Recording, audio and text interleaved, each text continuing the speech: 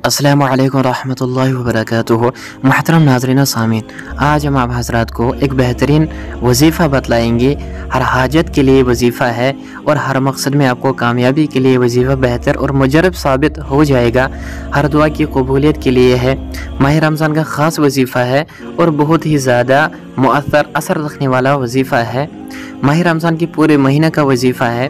ये जो वजीफ़ा है ये वजीफ़ा रमज़ान के पूरे महीने का वजीफ़ा है और इसके करने से इंशाअल्लाह ताला आपकी हर दुआ कबूल हो जाएगी, हर मकसद में कामयाबी मिलेगी और हर रुकावट आपकी ज़िंदगी से दूर हो जाएगी। ये मुजरब है, बारह आज़मूदा हुआ वजीफ़ा है। माह रमज़ान की जो फजीलत है, माह रमज़ान के बारे में हमारे आका प्यारे आका सल्लल्लाहु अलैहि वसल्लम ने फरमाया है कि रजब अल्लाह का महीना है, शाबान मेरा महीना है और रमज़ानुल मुबारक मेरी उम्मत का महीना है। और माह रमज़ान को कुरान पाक की सालगिरह का साल भी कहा जाता है। माह रमज़ान में शैतान को कैद कर लिया जाता है और नेकियों को 10 गुना बढ़ा दिया जाता है। नफलों का जो सवाब होता है वो सुन्नतों के बराबर कर दिया जाता है और सुन्नतों का जो सवाब होता है वो फ़र्ज़ों के बराबर हो जाता है और फ़र्ज़ों का सवाब 10 गुना बढ़ा दिया जाता है। माह रमज़ान की बहुत ज़्यादा फजीलत है। नेकियां लूटने का महीना भी इसी को कहा जाता है और अपने गुनाहों को बख्शवाने का महीना भी इसको कहा जाता है।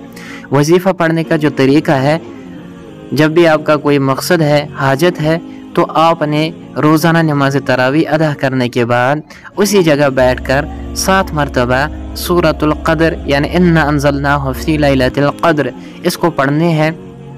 उसी जगह बैठकर 7 मरतबा पढ़नी है तरावी अदा करने के बाद और फिर अपने मकसद के लिए अल्लाह ताला से दुआ मांगनी है और इस अमल को आपने पूरे रमज़ान करना है।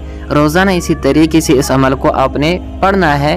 और ये जो वजीफ़ा है इसके मतलब एक ज़रूरी हिदायत यह है कि इस अमल को आपने पूरे यकीन के साथ करना है और यकीन में कमी नहीं होनी चाहिए। अमल को जैसा मैंने बतला दिया है वैसे ही करना है। अमल के साथ साथ 5 वक्त नमाज की पाबंदी लाजमी करनी है। इस अमल को खुद भी कर लेना है और सदक़े के तौर पर दूसरों तक भी पहुँचाना है। अल्लाह ताला हमें हर शर से महफूज फरमाए, आमीन।